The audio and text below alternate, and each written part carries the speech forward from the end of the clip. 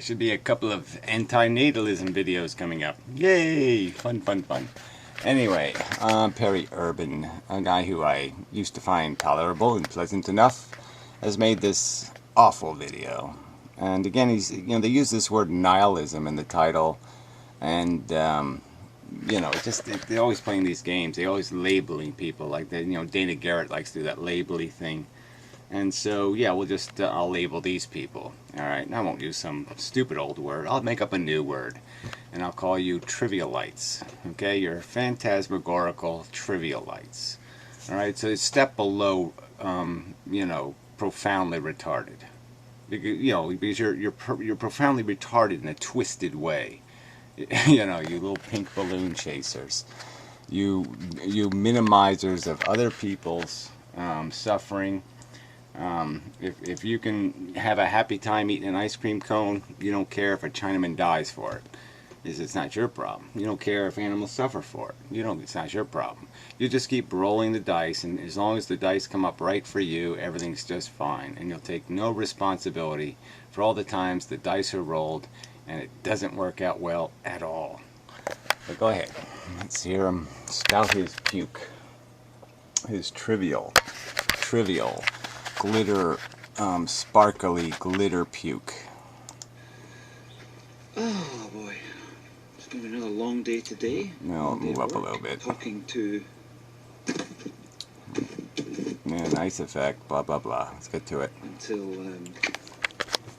very recently, which is antinatalism. Have you heard of this? Antinatalism? The idea that it's your moral imperative not to have children. Or it's an ethical obligation, that's right. Yeah, if you do the math, okay, that's outlined in the book, which you didn't cite, as far as I know. I don't know, I haven't played the whole video yet. Yeah, yes, the default is fail-safe. There's no harm in the default. The default can create no harm. It's like not building nuclear power plants. Nothing can go wrong. Alright, you build them, something can go wrong. And so, yeah, the disagreement is basically over the ethical responsibility of you putting eggs in a sloppy, stinking, dirty, putrid nest and then giving yourself a round of applause. No, you're an asshole, you're an irresponsible fuckwit. Because to bring children into the world increases the suffering of the world. Well, obviously, the whole point is that to bring children into the world is to create an opportunity for risk. And if you do the risk management thing, the simplest way to manage the risk is to not allow the risk to exist, because you give up nothing. No one is harmed by not producing a sentient being. The universe does not long for it. It doesn't ache for it. It doesn't need it. It doesn't have a boner for it. You understand that? Can you understand that? The universe does not gain one tiny bit of joy or happiness or satisfied need, okay, by a sentient being existing. It accomplishes nothing. It serves no purpose. All it can do is clean up its own fucking diarrhea and puke and shit that it leaves behind wherever it goes. That's all a human can accomplish. All it can do is clean up the potential mess that it makes and that the other little sentients around it make by existing. You're all just buckets of goddamn vomit. I mean, this is just crazy to me. Yeah, well, you trivialists are just so fucking silly to me too. I watch you play with your poo, and that's what your little creation experiments are, fucking poo. And I just laugh. I mean, look at the silly retards. I mean, it would really be funny. I mean, it would be something where you could actually sit on the couch and laugh if you weren't doing so much harm. If you weren't creating potential for so much harm. If you weren't creating the obligation to oblige other people to pay for your lifestyle. These people, these antinatalists say things like, bringing a child into the world is imposing your will on an innocent person. It's imposing your will on another. And that having children is a form of slavery. I've never heard such nonsense. Yeah, well, it's because you just don't have any brain for it. You're a trivialist. You just can't get simple logic. I mean, if I reproduce deformed, like say I have 2 rabbits and they're completely deformed, all right? They're like in the Fly movie. They're just all fucked up. And I deliberately and willfully reproduce them. I have to take responsibility for that. Yeah, they didn't exist before, but I'm going to impose their existence on them. And that's just a fact. And you can keep pretending that it isn't a fact. It's a fact. Dr. Frankenstein created Frankenstein, okay? It's his creation. It's his responsibility. He made it happen. It didn't have to happen. He allowed it, and he made it happen, okay? So it's either an act of deliberate omission or of willful, deliberate volition. But there's no way you can say you're not accountable for it. That's just nonsense. What? It's not my responsibility to take responsibility for the functionality of my penis? Well, yeah, it is your responsibility, asshole. And so now we're back to the drunk driver argument, which I gave you before, and you didn't even respond to that as far as I know. But what's the difference? I mean, drunk drivers get away with it most of the time. Most of the time, everything goes just fucking fine. But there's that one time where things go horribly, horribly wrong. And now we've passed a law because that horribly, horribly wrong is not worth your little joy rides. Okay? Until you clean this shithole up, you've got no business imposing existence on other people, taking the risk. And maybe it'll work out. Maybe you'll get lucky and your daughter won't develop cancer after giving birth, and she won't die when her child is 4 years old. Maybe you'll be lucky, and that kind of shit won't fucking fall on your fucking lazy, dumb shit, fucking retarded ass, your little trivialite ass. Okay? But what if you're not lucky, asshole? First of all, you can't impose your will on a person who's not there. It's an act of creation, procreation. Exactly. Creation is an act of creation. That is, if there's a word that's right next to the word imposition, it's the word creation, asshole. Something doesn't exist and now it does exist. That is an imposition, asshole. You can't unravel that. You can only unravel that if you have absolutely no fucking logical function. There's no individual there to impose upon. Yeah, you create the individual, you asshole, and you know it. I mean, this is just such a fucking goddamn... What a way to unravel or escape accountability. It's like a diamond thief saying, well, you put the diamonds there in front of me. Why else are they there but for me to steal them? Of course they want to be stolen. You want me to steal them. That's why you put them there. I mean, this is so preposterously irrational a cop-out. You'd ask them, excuse me, Sperman. How's that change the risk? Like I said, the fact that you can't ask them should, instead of making you giggle, should humble you and should make you feel, oh, I am taking a huge responsibility. I'm essentially rolling dice with somebody else's welfare. I'm essentially going to roll a set of dice and bad things are going to happen to somebody because I rolled them. That's the fact of the matter. A certain percentage of people are going to get hit by a bus, or this is going to happen, or that's going to happen, and you're rolling those dice. You're playing that game with their fucking fate. I mean, that's a very arrogant, very, very impositionist attitude to have, especially while you giggle about it. It's not fucking funny, asshole. Nick, would you like to get together and be born?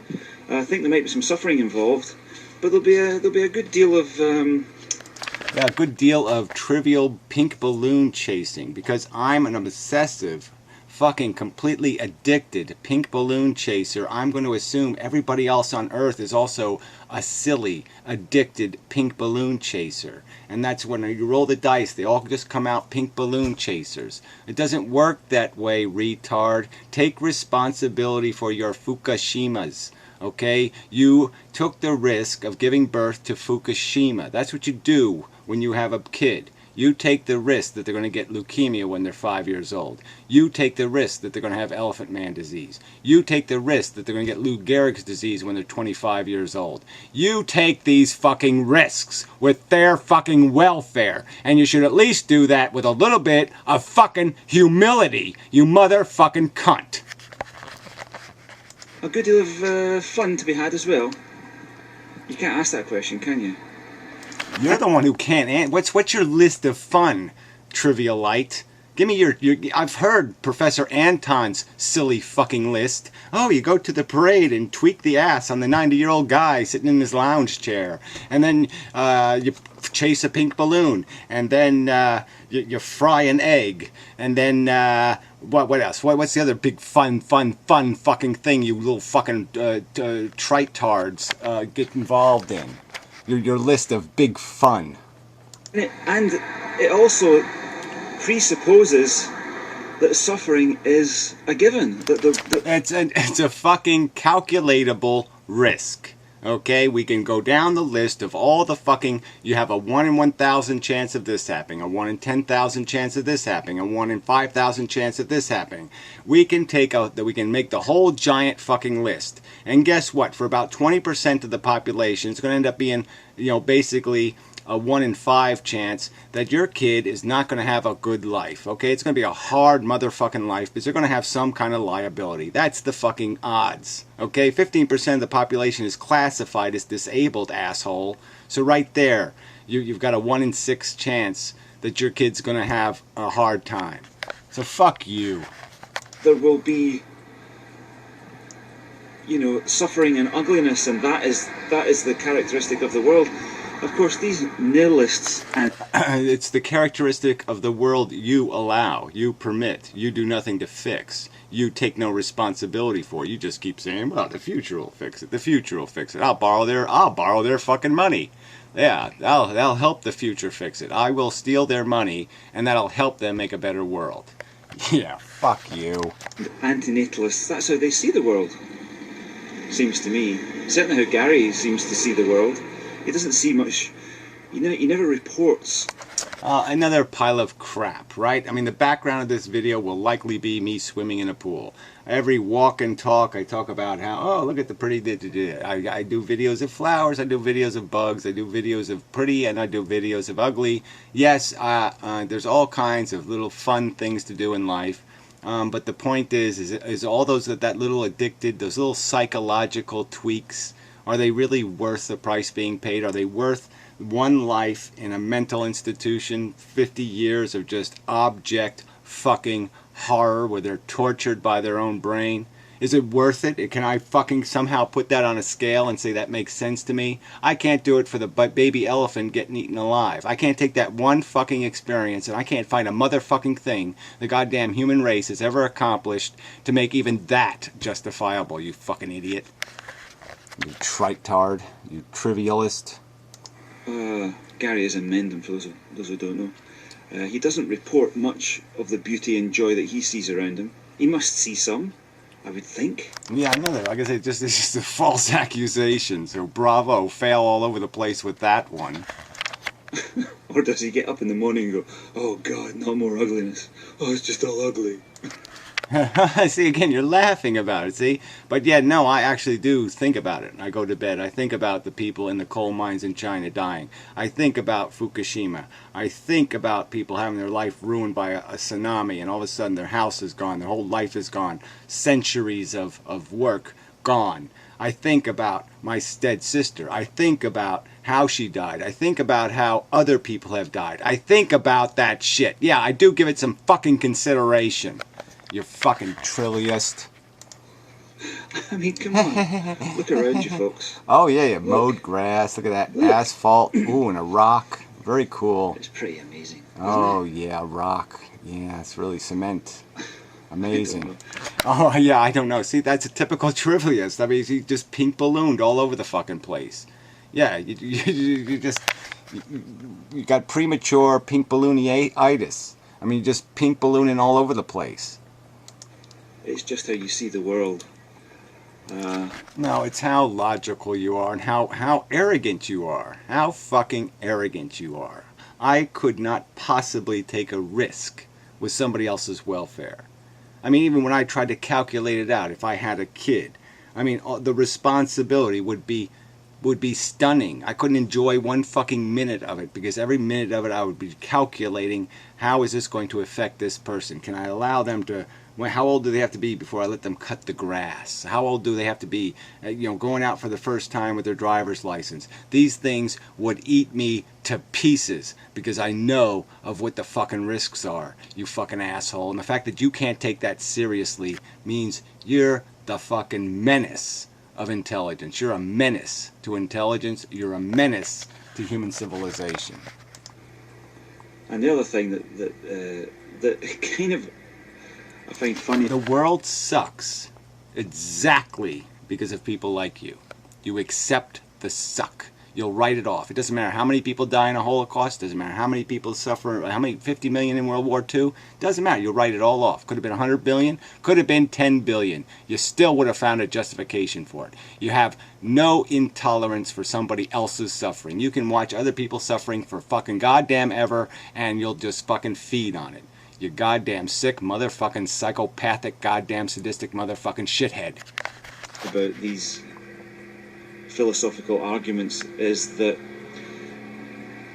the people like Gary and some others believe that theirs is the only correct worldview. No, I argue for it. Well, of course, I think my worldview is correct. I wouldn't articulate it on YouTube. See, again with this arrogance thing. See, you arrogant fucktards, you don't develop a rational, logical schema in your head. You don't test your theories in your own head. No, you just spout right out of your fucking ass. Right? So you don't take the time to know what the fuck you're talking about. The fact is, if I'm talking about it, then I've thought about it. And I'm pretty goddamn sure I'm fucking right about it. They see blackness and destruction, death and pain and horror, and say that. No, that's just a cheap way of arguing. Here we go. Go ahead. Finish your stupid, idiotic sentence that isn't going to be honest or true to the circumstance. That is the way the world is. There's the reality of the world, as if the beauty and love and wonder of the world is just a beauty, love, and wonder. I mean, these are all just psychological crap. They're just your delusions of value. They're just completely contrived and made up by your psychology, and here you are defending them. You're not doing anything for a rational reason. You're doing them purely because you have some stupid feeling. Okay, that's what heroin addicts have. They have feelings, and they act on their feelings. And that's all you're doing. You're just completely owned by a DNA molecule, just fulfilling your little Borg mission, okay, to keep perpetuating the madness. Bravo the fucko, you stupid, idiotic TriteTard. Fantasy. But they're both fantasies. They're both fantasies. Neither of these attitudes to the world really exists anywhere else than in your head. Yeah, there's a thing called logic, asshole. See, this is where you just completely lose all credibility. All right, we just don't make up the idea that suffering is bad and satisfying our desires is good. It's just not made up. That's the grounded truth here. That's the economics of our reality as sentient beings. Now, you want to argue about the exact exchange rate? That's fine, okay? But you can't call the basic function subjective. Now, there's an objective reality. There is good and there is bad. Okay, a planet littered with baby elephants being eaten alive would be a bad thing. Okay, fucking idiot. It's the only place that your worldview exists is in your head. The world, this house over here, that's photons. That's all that is. That's just photons. Don't you think it's Oh, what a great way. Another route to escapism. I have to take no accountability for reality because I'll just pretend reality doesn't exist and everybody gets to make up their own truth. So suffering is good and pleasure is bad. We can enslave people. Yeah, why not? Okay, we can be bigoted. Why not? Because we can just make up all these things. There's no truth here to oblige us to behave a certain way. So drunk driving is fine. It's just a mental perception. Just a mental perception. So just say it's okay, and it's okay, right? I mean, this is a child's way of escaping accountability. Nice house? Do you think it's a bad house? An ugly house? A weird house? The ground down here, is it ugly? Is it beautiful? Is it? Well, again, who cares? Again, you want to turn everything into, you want to rub everything against you. Oh, I rub the battery against me. I won't figure out whether this is an efficient way to store electricity. No, I'll rub it against me, and then I'll opine on it. Yeah, it really doesn't do much for me. So I guess it's no good. It's not worth anything. But it didn't give me a thrill.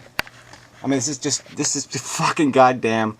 Oh, you fucking trivialist. That's all you got. You're a trivialist. Is there suffering in the ground? I can tell you right now, there's suffering in my foot.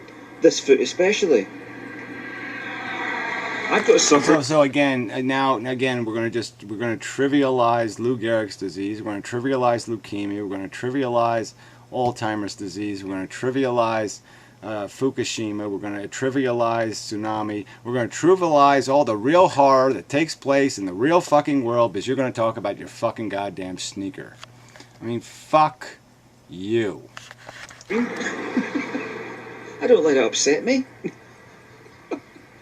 I'm not going to say, because I get toothache, I want to end my life. No, I'll go and fix it. No one's telling you to end your life, asshole. What they're telling you is to be responsible for your actions, to take accountability and responsibility for the risk you're taking with somebody else's welfare, fuckwit. Toothache? What a load of absolute balls.